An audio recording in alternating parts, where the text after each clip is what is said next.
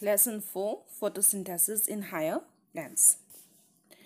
So students, in this video I'm going to discuss about another cycle that is involved in the process of dark reaction. So as you have already studied the Calvin cycle, which is also called as the C3 cycle. So unlike the Calvin cycle or the C3 cycle, there is another pathway where the first stable product of the carbon fixation is a 4-carbon compound which is called as the oxaloacetic acid. Generally, the process is that is same. As we have already discussed about the dark reaction, there in the C3 cycle, there were 3 basic steps, and those were the carboxylation of carbon dioxide. Then comes the reverse glycolysis, which is the reduction phase, and the last stage, that was the regeneration of the RUBP molecule. But here there is something different. Here the carbon fixation product, that is a different one, and the first stable product that is formed in this particular cycle, so that is also different from that of the C3 or the Calvin cycle. So in this particular cycle, the first stable product, so that is the 4-carbon compound which is called as the oxaloacetic acid. Hence this cycle is called the C4 cycle. Therefore, in this video, here I am going to discuss about the C4 cycle of the dark reaction, which is also called as Hatch and Slack cycle. And this is based on the 2 scientists who have demonstrated this cycle in some plants. So the plants that perform C4 cycle are found in the tropical, dry, hot regions or the subtropical regions. And such C3 plants are sugarcane, maize, sorghum, etc. And these plants, they shows some special anatomical features in their leaf anatomy. And this type of special feature that is found in such type of plants in the leaves of some plants such as this sugarcane, maize, sorghum, etc. So that is called as Kranz anatomy. Now what is Kranz anatomy? So we must now know what is Kranz anatomy in order to understand this particular cycle or about this particular plants which are called as the C4 plants. So the Kranz anatomy, here the vascular bundles, they are surrounded by a layer of bundle sheath cells that contains large number of chloroplasts. So as you know about the anatomical feature of a leaf, so they generally have the two epidermis, that is the upper epidermis and the lower epidermis, and we have the mesophyll tissues along with the vascular bundles. So in case of the C3 plants, they were of normal type, where the mesophyll tissues were present along with the vascular bundles that were scattered there with the veins or the veinlets. But in case of these C4 plants, their leaf anatomy is somewhat different, and here the vascular bundles, they are surrounded by some special tissues which are called as the bundle sheath cells, which surrounds the vascular bundles again, rather than the other mesophyll cells. And such type of anatomy, that is called as Kranz anatomy. Therefore, Kranz anatomy is the anatomical feature of leaves where the vascular bundles are surrounded by some special cells which are called as the bundle sheath cells, and the chloroplast of these bundle sheath cells, they are also large in size and less granular compared to the chloroplast of the mesophyll cells. And in this particular pathway, both the C3 and the C4 cycle takes place in such type of plants such as the C4 plants, which I named to be the sugarcane, maize, sorghum, etc., or the plants which are found in the tropical, dry and hot region or the subtropical regions. So they undergo both the cycles, that is the C3 cycle and the C4 cycle. And in case of these plants, the mesophyll cells, they perform the C4 cycle, and the bundle sheath cells, they performs the C3 cycle. So this is a small introduction about the C4 plants, where they undergo a special cycle there in the mesophyll cells, which is called as the C4 cycle. So let's proceed with this cycle in the following way. The primary acceptor of carbon dioxide is a 3-carbon compound called the phosphoenol pyruvate or phosphoenol pyruvic acid, which is also called as the PEP. As you know that in case of the C3 cycle, the carbon acceptor, that was the RUBP molecule, that is ribulose 1,5-bisphosphate.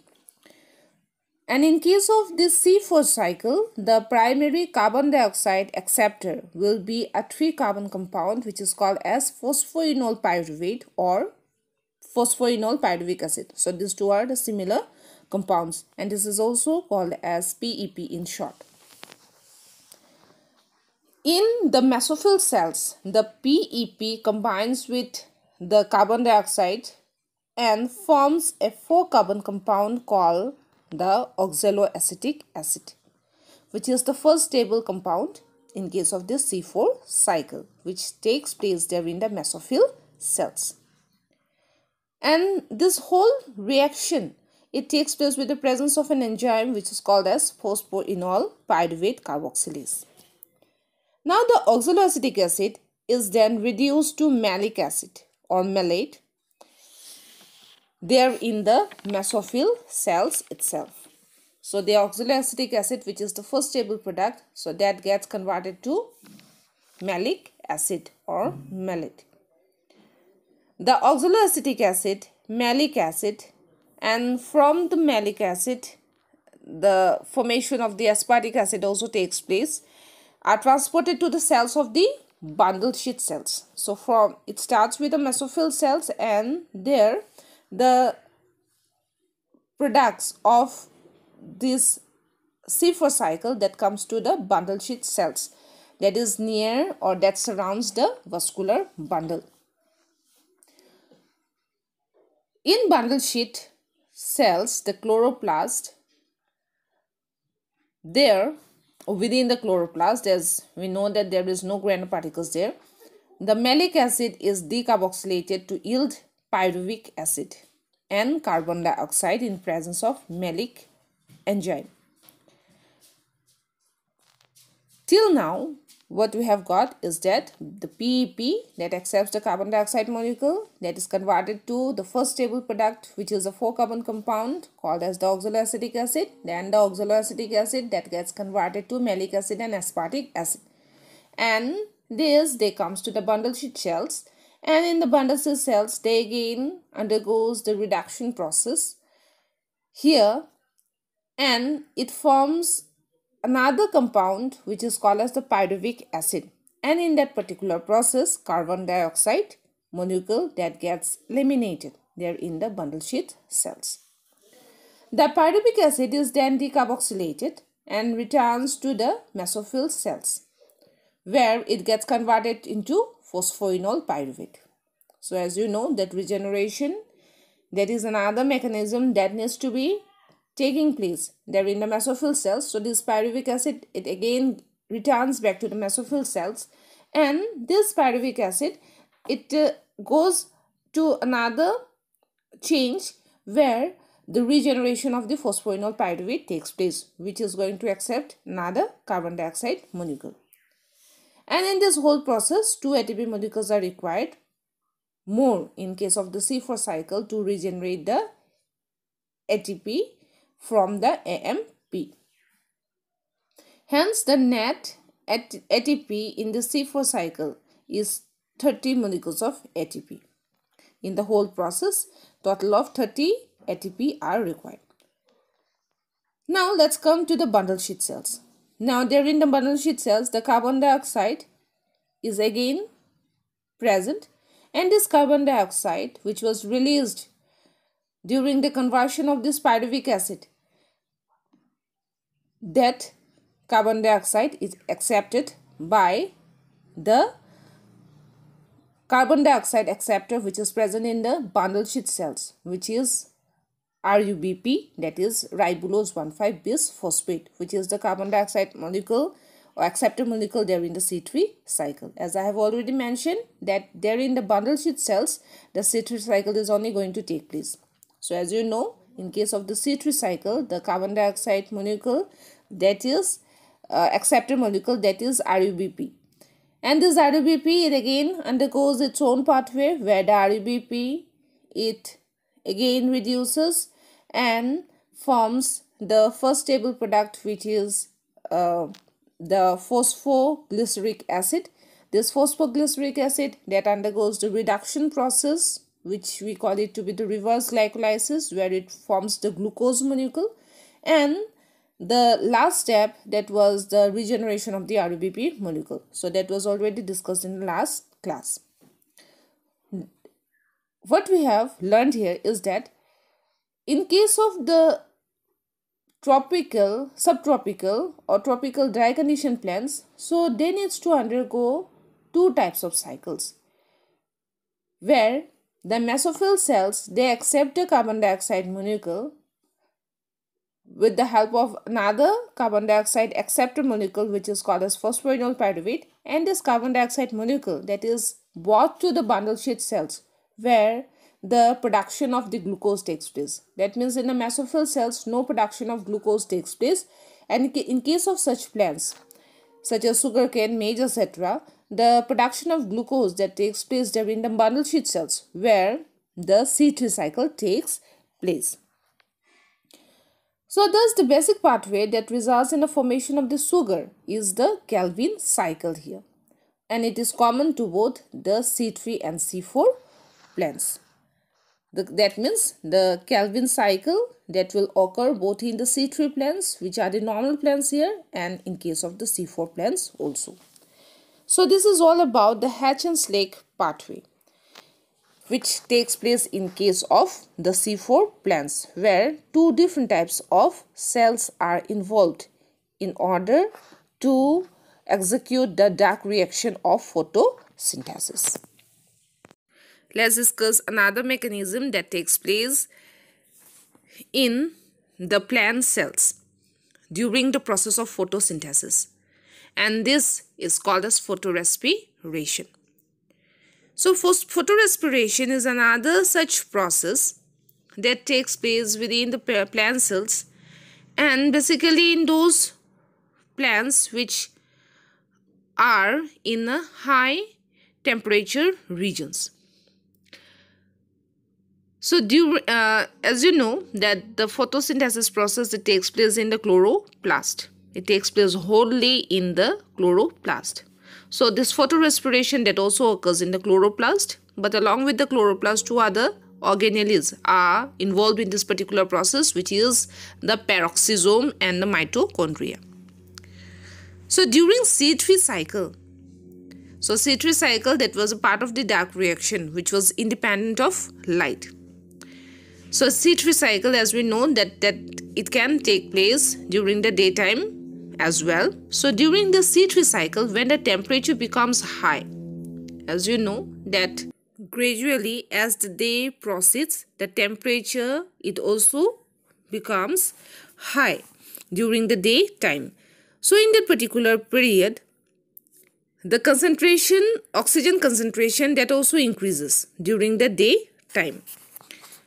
And the production of this oxygen that takes place from the light reaction, which is taking place in the presence of light during the light reaction process there in the thylakoid or the grana particles. And in that particular process, instead of producing 2 molecules of phosphoglyceric acid, which was the first stable compound during the C3 cycle, it produces, instead of producing this 2 molecules of phosphoglyceric acid, it produces 1 molecule of phosphoglyceric acid and 1 molecule of phosphoglycolic acid. And this phosphoglycolic acid, this is a 2-carbon compound.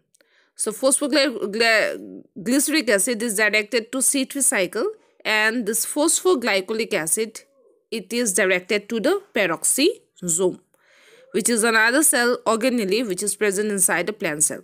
So in this process, carbon dioxide is released, and such respiration that occurs in the green plants in presence of light is called as the photorespiration.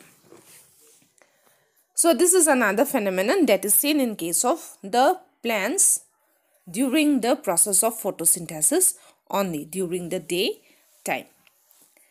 So these are the 2 cycles that takes place in some plants. Now let's come to the factors that are involved in the process of photosynthesis. As already discussed about the different requirements of the photosynthesis process, so there are also certain factors that affects the rate of photosynthesis, and that is both the external as well as the internal factors during the light reaction or the dark reaction. So as you know that the light reaction, it totally depends on the availability of light, water and pigments, and the dark reaction, that depends on temperature and the availability of carbon dioxide molecule. Thus all the factors are important in affecting the rate of photosynthesis in the green plants.